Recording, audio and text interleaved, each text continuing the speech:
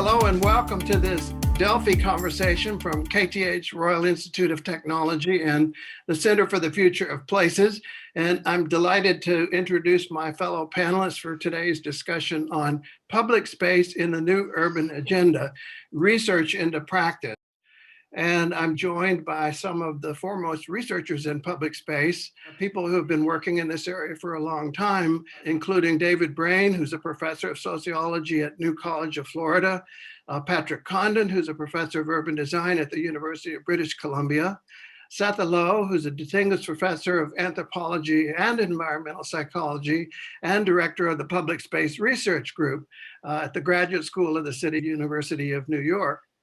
Shilpa Mehta, who's assistant professor of urban planning and design at the University of Cincinnati, and Vikas Mehta, who's Fruth Gemini chair and professor of urban design at the University of Cincinnati as well.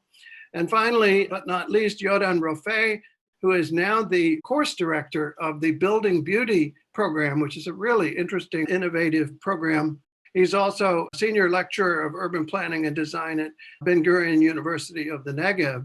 And I'm your moderator, Michael Mehaffy, and I'm senior researcher at the Axel Johnson Foundation, and I am sometimes known as a collaborator over at the Center for the Future of Places. So I'm delighted to welcome you all to this conversation and this great group of folks that have been working together for a number of years now, really, at the Center for the Future of Places and in their own careers working on public space.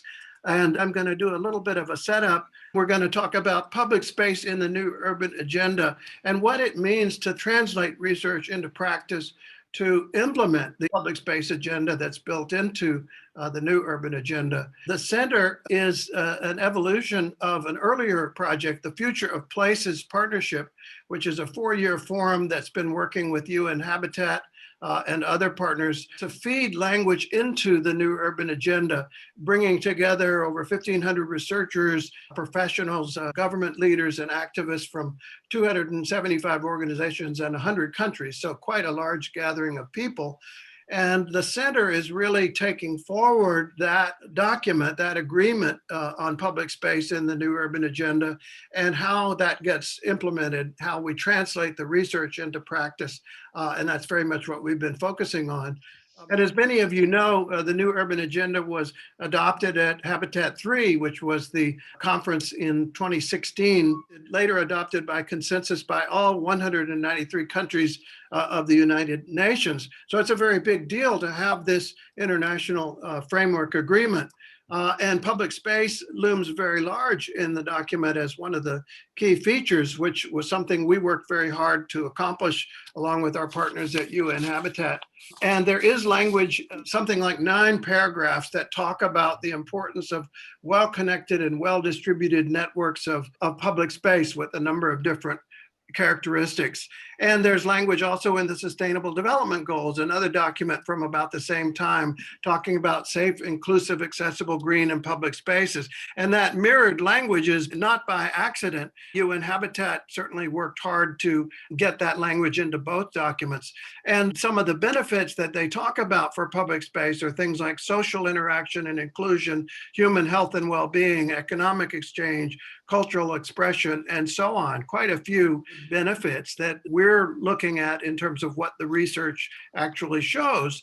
And certainly there are aspirations to achieve these goals in public space in implementing the new urban agenda. But of course, getting the language adopted is one thing, but actually achieving the goals is another. So some of the questions that we should think about and we'll talk about today is, what is the structure of public space? How do we understand it? Why does that matter? What are the benefits? What is the evidence of this that is persuasive to a mayor or to a company or to a stakeholder group who needs to understand why this should be done? How does public space function? How does it fail or succeed? And how can we create and or manage public space and maintain public space? And especially, and this is a key question for today, how do we gather and share this knowledge? And this is especially at a moment in history when public space is in alarming decline around the world.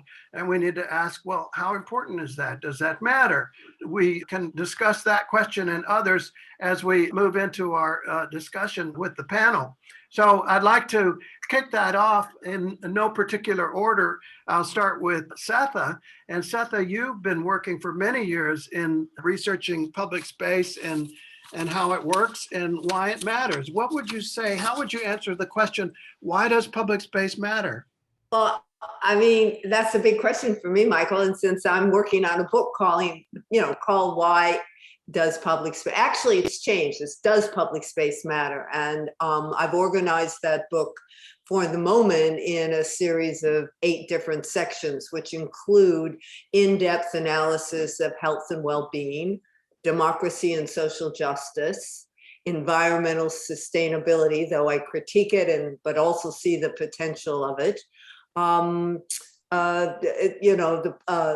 informal economy and work, play and recreation, infrastructure of the city, circulation, communication. Have I got to 7? I think I've left one out.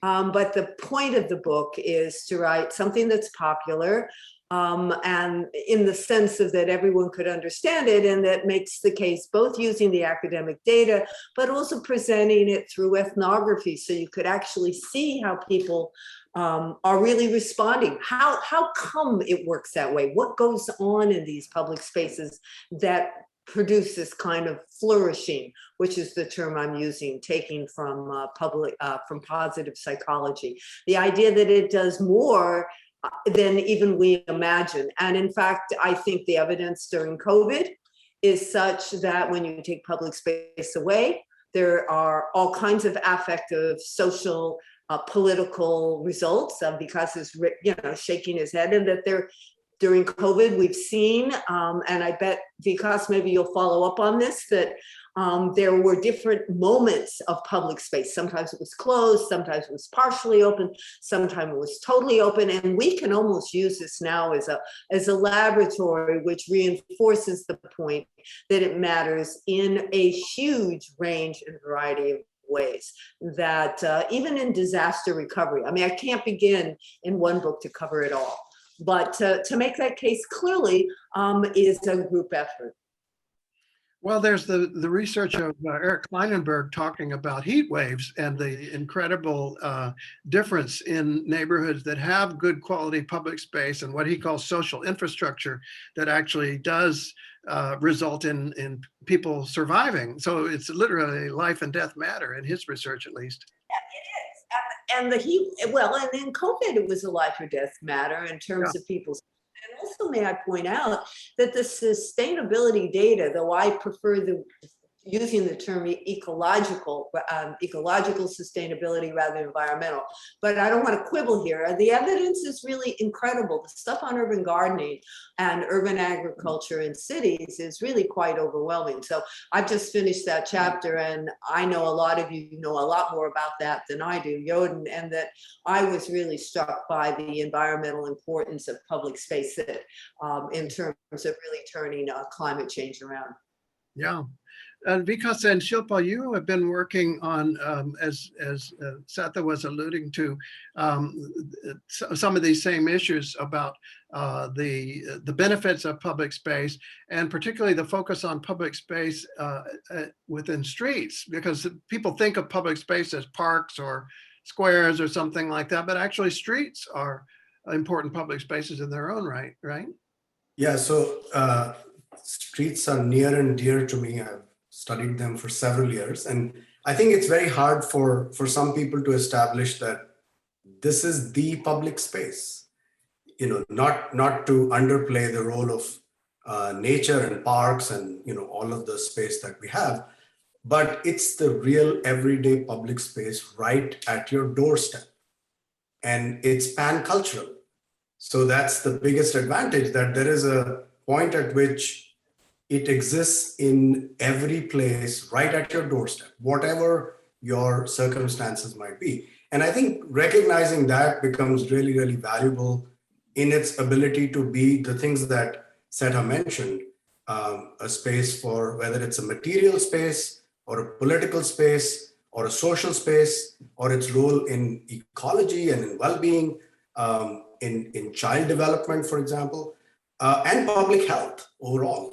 I think that's really, really key when we start with the street. Again, not to de-emphasize any of the other spaces, but the street is, in a way, this space that is very hard for sort of the politics to play against, because it has so many functions that are overlaid. The claiming of streets is a sort of, it's easy for many groups to do. And that's why I think there is a real promise in that. And Shilpa, you've been working with Vikas, of course, on many of these issues as well. Are there particular aspects of public space that stand out for you that you think are important, that we haven't, that maybe we've overlooked? Sure, Michael. So public space was never my sort of research topic. I got into public space when I started working on the public space database.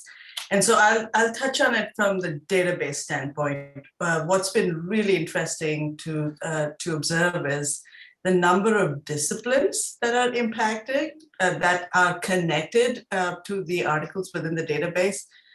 Points to the diversity of interest that is out there in understanding what's going on with public space. More into the articles itself, it's been a lot, the diversity of audiences that, or research topics that those articles were covering were also pretty overwhelming, pretty broad. Everything from, considering how public space impacts different age groups and genders and abilities and income and ethnicity, class. So all those associations have been very interesting to observe and understand.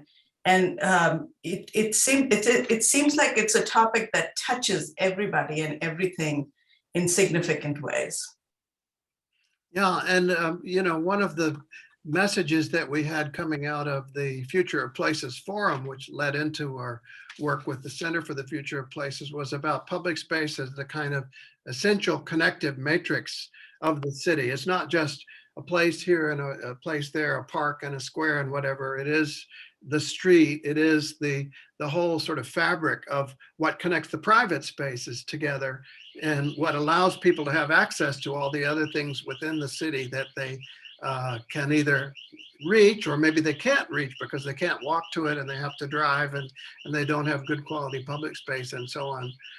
So it seems to be incredibly important. David Brain, you've been working, I know, with not only doing research, but working with community groups and dealing with problems of how to manage public spaces. What strikes you? What sort of especially important findings do you see in not only in the research, but in your work? Yeah, I really like that image of public space as kind of the connective tissue of the city. When I ask students about public space, they always focus on the grand ceremonial public spaces. They don't think about the streets or the whole array of different levels of publicness, so to speak. And for me, what's really interesting about public space is that it's really about reviving a constructive politics of public life. And as a sociologist in particular, I'm really interested in the way that visual and spatial order that's manifested in public life and in public space are such crucial parts of the way that we recognize and experience and actively engage the various structures of power and inequality. It's how we articulate social differences. It's how we operationalize and reproduce structures of inequality. And in particular, of course, in the US, it's so closely tied to structures of race and class that if you ask most people what the problem of public space is, they'll almost always tell you it's those people, however they define those people. But there's always some form of those people over there that you have to deal with in public space. So it's in public space that we confront those people and the problem that they pose, and we don't always kind of sort of directly engage that with the idea that public space is really about trying to figure out why it is that we see it that way, why it is that we construct it that way, and how could we possibly reconstruct our sense of public life with a different sense of, I like Setha's term of an ethic of care. I remember her talking about, and this idea of getting communities to think, compassionately, but also in a way seeing their self-interest properly understood in terms of the quality of life for all, affecting everyone's quality of life.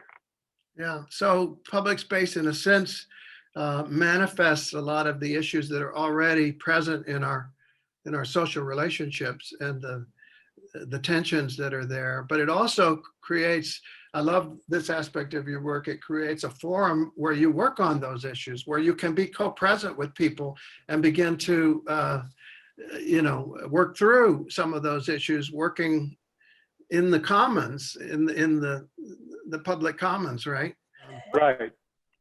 It can, but it doesn't often. I mean, that's the thing that I've really been interested in, is the way that communities confront the problem of public space, that they don't really get at the underlying issue that's really there. They see only the problem of the unhoused as being a problem of the visible presence of a certain group of people. They don't see it as a kind of an underlying social and political problem. Get those people to move along, and I don't care where they go, but just get them out of this area or whatever, instead of seeing the deeper problems.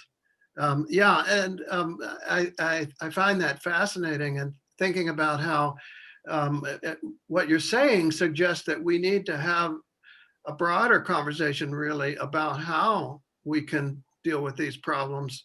And maybe that's a challenge for us, especially in the research world. How do we communicate with the public? How do we communicate with policymakers to improve that situation? I don't know if you have thoughts about that. Either you, David, Vikas, or Shilpa, or Setha.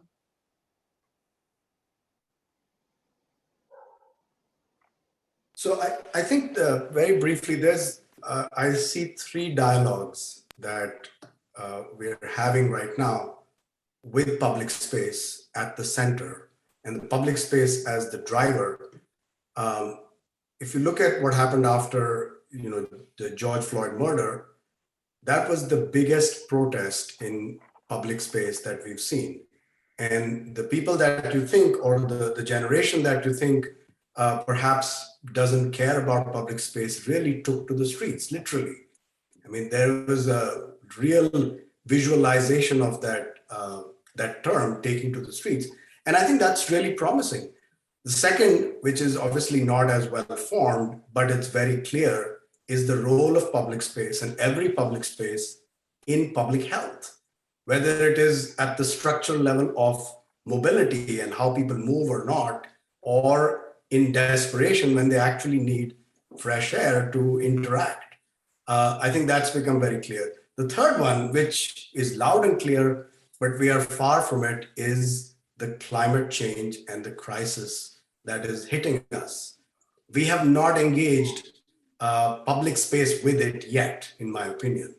So I think that is the real opportunity in looking at the one place, which is the largest single sort of ownership, if you will, of space that we can enact through policy to work for environmental issues. So I see these three things as really, really interesting areas and promise for public space for the city. I wanted to add, and I guess because it's saying the same thing, but in a slightly different way, I think the power of public space that we as academics, as well as practitioners, can see is it can have an impact on the structure of the city and on structural issues of the city, like structural racism or issues of environmental injustice, but really large. But at the same time, a lot of our conversation is at the one-to-one level. And it is one of those places that we look and examine the relationship between the on the ground, what everyone is calling, you know, the life experience, the lived experience, with the structures of power. And I think everyone's saying the same thing, but I think that that's one of the reasons that the study of public space and an understanding of it is so powerful. Not just why it matters, but what it allows us to see and understand. I want to turn to our two reviewers. Shilpa mentioned the database research project that we've had, and we've just very briefly have been compiling some of the research on public space from the literature over many years, over the number of decades, from many different fields, actually. We actually invited Patrick Condon and Yodan Rofé to review the compilation that we've made and the conclusions that we've made and give us some feedback on that. So I want to turn to them and ask them for their sort of broader perspective on not only the research on public space, but what our team in particular has been doing and where you think we need to be perhaps headed next. Patrick, do you want to start off? Sure, Michael, I will. First off, a very impressive project, and I've already shared it with my students, and they've all remarked that it's been very helpful for them to get their arms around. So kudos to everybody who's worked so hard on this. In my previous meetings with your team, I've also come from a position, I'll reinforce that now, to enhance the overarching kind of framework of this, to let people not forget that basically when we're talking about public space is a dialectical entity that is paired with private space. So it's inescapable based on its definition that you remember that it is both dialectically attached to private space and in many ways in a struggle with private space. So I really like the parts of it that give us a window through the physical three-dimensionality of actual public space, its connection to the political economy, the issues of political economy that are so stressful these days. We have global outrageous levels of inequality, and they're getting worse, not better. And the starkest manifestation of that inequality, I'm getting a musical accompaniment, apparently.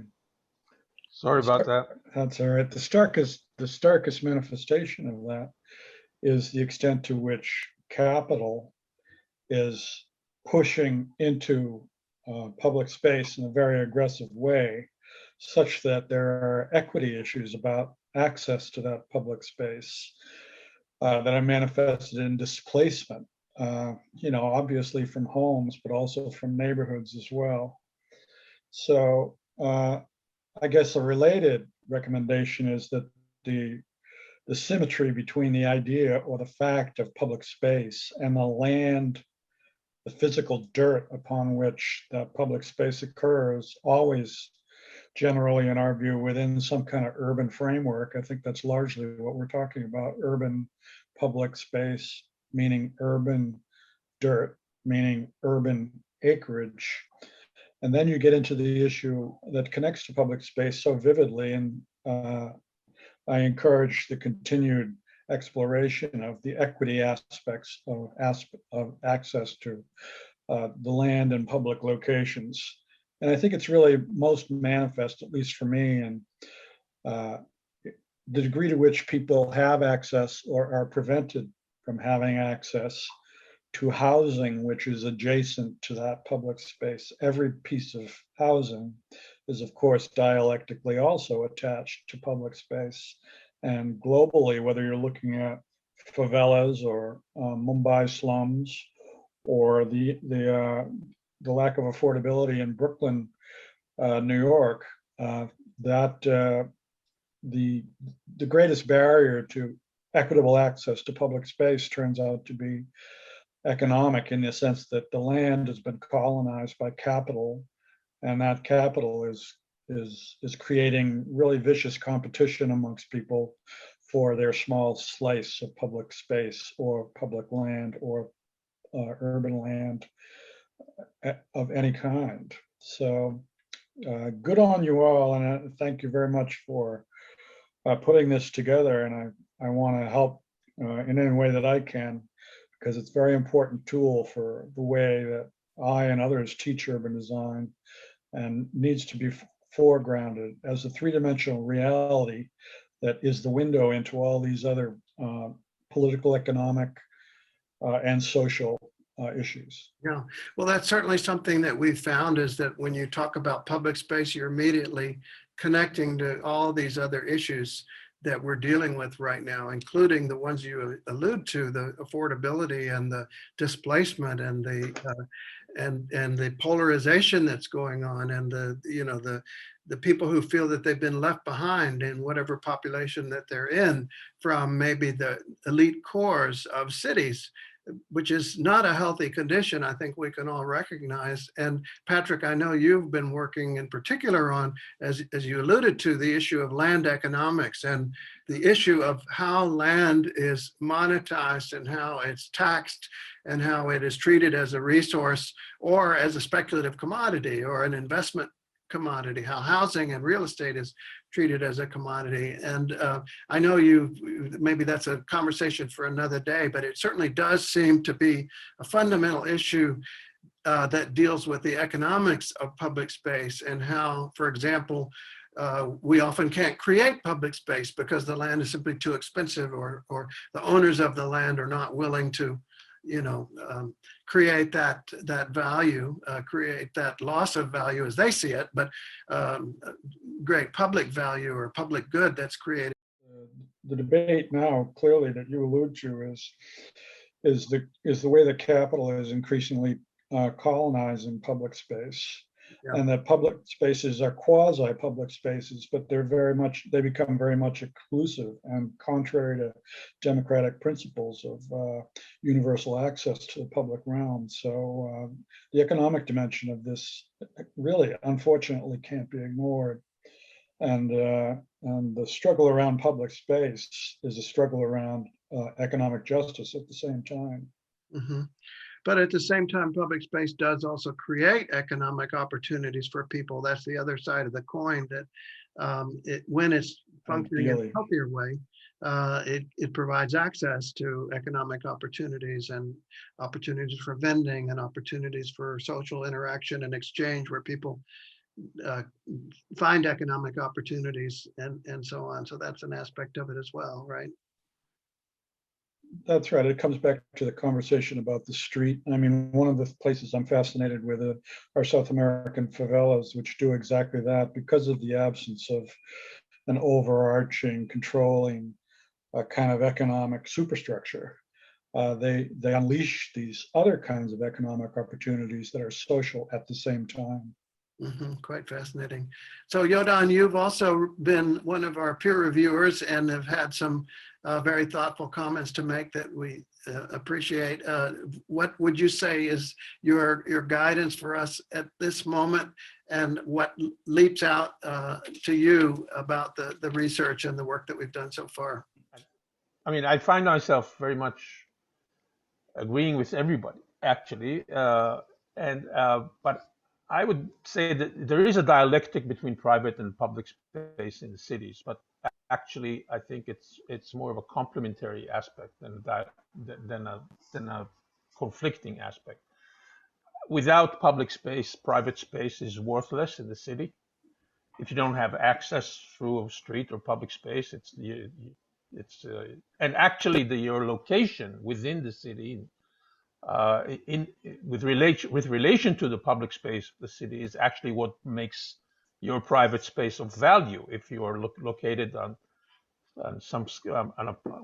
the periphery of public space, or in some place which may be central in terms of geography, but is not very accessible, then you will not be able to make your private space is not going to be worth a whole lot.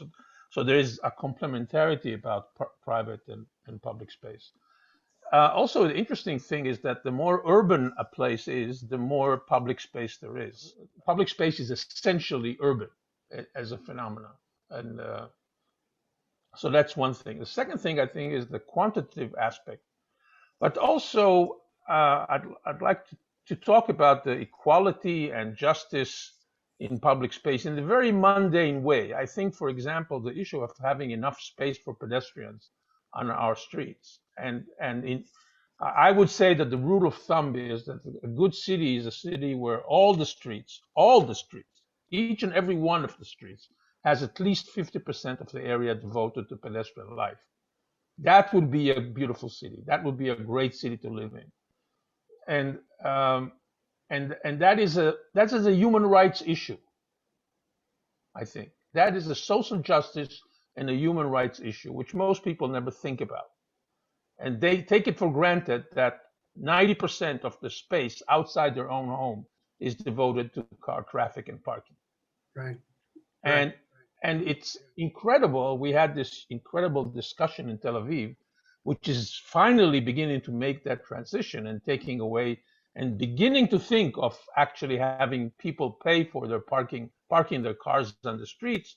And there was this very leftist guy from Peace Now movement who was organizing against this because he could not park his car and he could not access his home. He could not get to work with his car, et cetera, et cetera, et cetera. And he couldn't understand why the issue was a social justice issue. He could very well fight for the rights of the Palestinians, but he could never think about the rights of the old lady or the parent with a child or the child that cannot use the street anymore because it's unusable for her.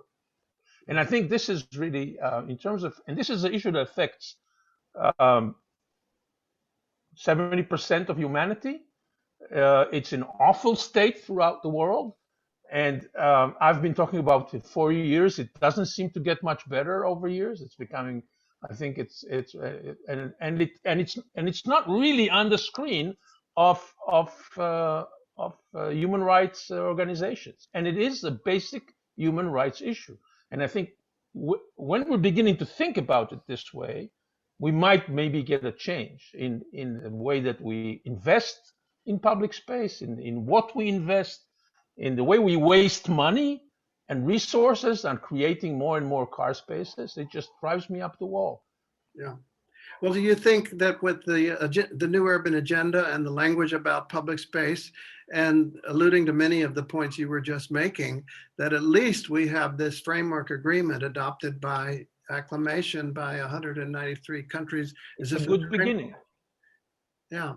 What do you all think? Is that something that we can all not only celebrate, but perhaps build upon? And if so, how do we do that?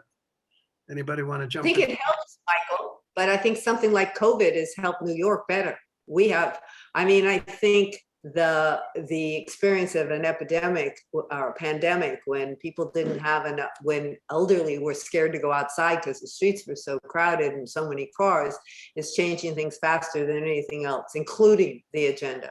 I just want to say that it may make a difference in global South cities where there is a lot of planning going on and newer cities, but in a city like New York, the thing that's had the biggest impact was COVID.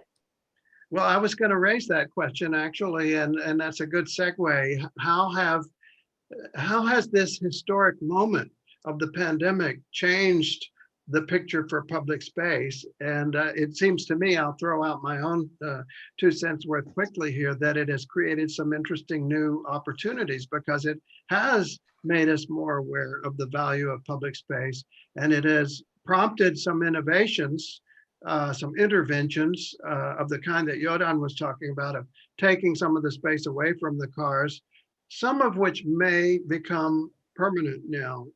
I don't know. What do you all think about that? I can very briefly say that I've been documenting this for the last year and a half, just in Cincinnati and empirically, and then sort of collecting data from elsewhere. It's fascinating. I have images now of very different kinds of conditions that were, they would never give up a parking space in a location in downtown, in Over the Rhine, in Cincinnati. And over time, to support the businesses, the spaces were claimed for outdoor seating, as we all know, but they eventually have been made permanent. At the same time, the good news is that along with that, just as Yodan was saying, there has been the widening of pedestrian space, and that has become permanent, which is actually really good to see that a place that over many, many mayors, and this is not, just a story in Cincinnati. This is a very common story to not be able to give up precious parking space, especially on main streets and commercial streets, that change has happened. We are now seeing, actually very, very wide, 10-foot wide bike lane sort of taken away from some streets that people could never, ever get a parking space out of. So there are some promising signs, but at the same time, we also know, picking up on more the idea of capital, capital always finds public space and knows what to do with it, as Patrick is talking about. And we've seen it that they will invest $30 million in public space and generate $500 million in capital, in profits, in housing.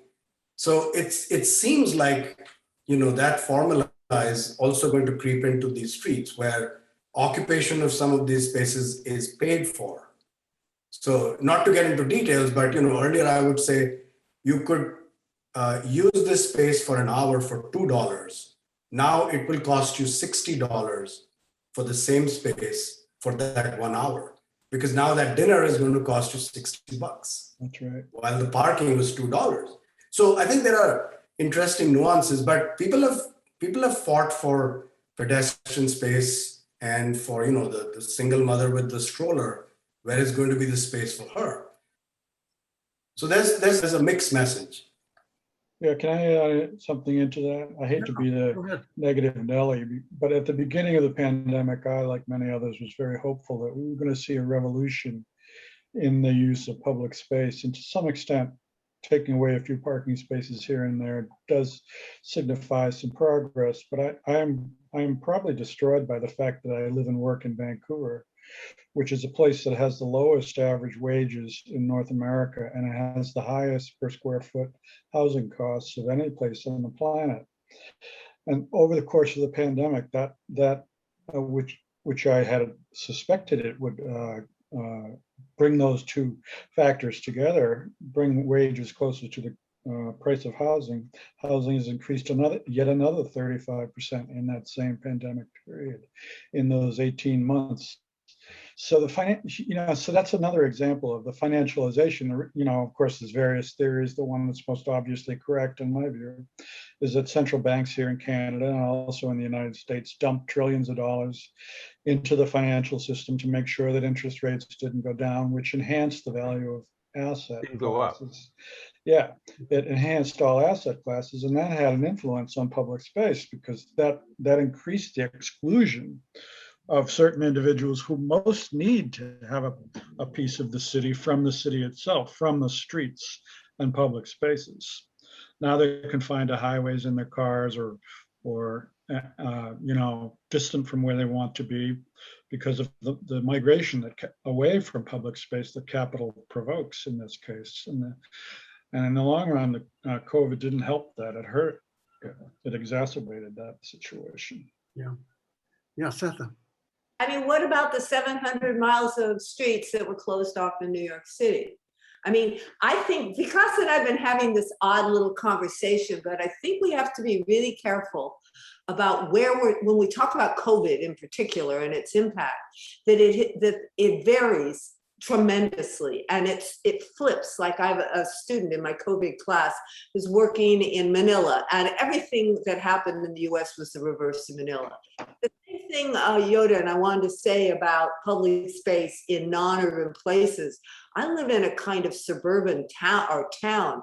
Public space, even though there's a lot of space, is highly contested. Things like beaches or sides of the river or fields and things like that. I wouldn't be so quick to not, to throw out the rural when we're talking about public as in public use, if you follow what I'm saying, and where are, traditional fields where kids could play or sled that are no longer allowed to do that because they've been donated to the Nature Conservancy. And I would be careful to only see it as urban. Maybe it's mostly urban, I agree with you, but a couple of places we need to be careful of overgeneralizing. Vancouver may be a very special place, Patrick, because most US cities have closed more streets. Now, capital's going to make money out of it through restaurants eventually. I'm not saying that it's not, but I also see a lot of people walking in those streets that didn't have a place to walk before. That's all. Yeah. Other thoughts, David? Yeah, I have a less optimistic view of what we've learned from COVID. It has brought out this pervasive lack of any sense of civic responsibility among a wide swath of the American population. And I think, for example, our inability to come to agreement around some basic public health protocols is exactly parallel to the difficulty that we have conceiving of public space as effectively as a commons, and yes, it can be contested, but for me, part of the importance of public space is not just that it can be contested, but if it's going to be the connective tissue, it has to also provide an opportunity for connection, for finding some commonality, for developing a capacity for collective action, and not just conflictual collective action, but conflict resolution. And what I think we've seen in the responses to the pandemic is an inability. I mean, we can't even understand, broadly speaking, whole swaths of the country can't understand even the very concept of public health, which is about the health of the environment. It's not just about the health of an aggregation of individuals, statistically. If public health looks at the health of the places, of the environment around us, the social and the physical environment, it's looking at the health of public space. And maybe I'm biased by looking at this from the point of view of somebody that lives in Florida, where throughout the pandemic, we haven't really believed in it.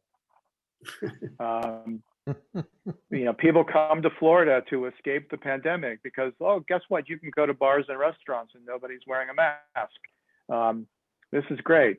And we have now this extraordinary surge, and the debates over how to respond to this collective problem highlight precisely the kind of political incapacity that makes it difficult for us to think coherently about rights and social justice in public space. So maybe that highlights the issue that we've been talking about, that when we're talking about public space, we're really connecting immediately to all these other issues, the economic, the cultural, the political, and all the other challenges that we have as a society. So what's our takeaway for, in the last few minutes that we have, for next steps forward? And we seem to have a big job, at least raising the awareness about the importance of public space, right? And about some of the issues that we need to raise to make sure that that people understand the benefits and that people are able to reap the benefits of public space. Your final thoughts on that, everyone? Yeah, I'll jump in on that one first. I think I mentioned this the last time we got together in Iceland, and I still think it would be great for those of you who are intimately involved in this to put together something I will call it a manifesto. I think we've unpacked a bunch of really salient connections between public space and the rest of existence: economic, public health, affective domain, qualitative, just about everything congeals in public space. That seems like a great a set of substances around which to produce something that has the flavor of a manifesto, as maybe the first thing that you see when you enter this world of this research. Great. That's a great idea. It reminds me of a little manifesto that Appleyard and I think Alan Jacobs put together in '87. Right. Yeah. And they published it with, I think, 9 or 10 little points around making livable cities in the best sense, not in the US news sort of livable cities. Right. And I think that's a great idea, Patrick. I thought Luisa Bravo and city space architecture, I think we wrote a manifesto at one point. What's happened to it? But we did compose a manifesto at one point. Michael, I don't know if you know what happened to it. Maybe she's using it. We can follow up on that because Luisa is a partner of ours, of course, and we could perhaps get something published that would maybe distill some of the comments that you all have been making and some of the points that we all have discussed over the course of our research work together. So you guys want to continue? Yodan, David? Shilpa? I'd like to add one thing which also connects to the issue before. One of the interesting thing, I happen to live in Tel Aviv, which is the center of Tel Aviv, which is really, I think, one of the only 20th century cities which have a wonderful public space. And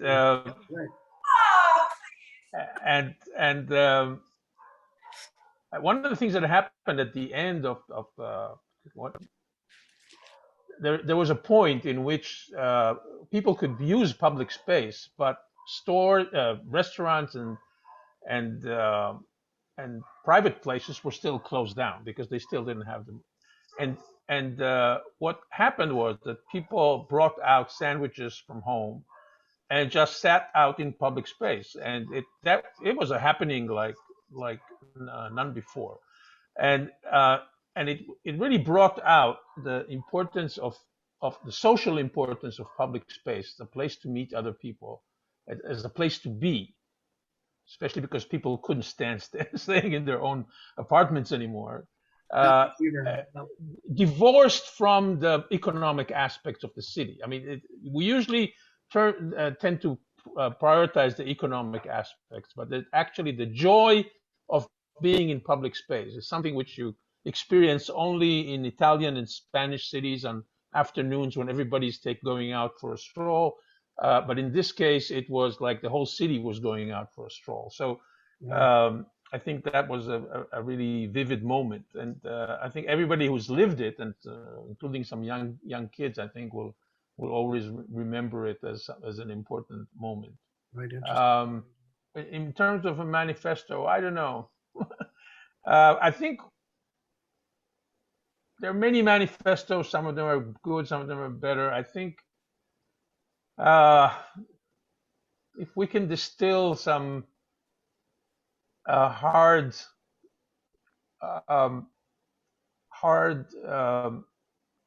I don't know, practical guidelines, not only in terms of what to do, but also how to do it.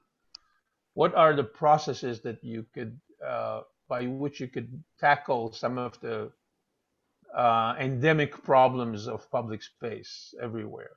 Perhaps with very specific.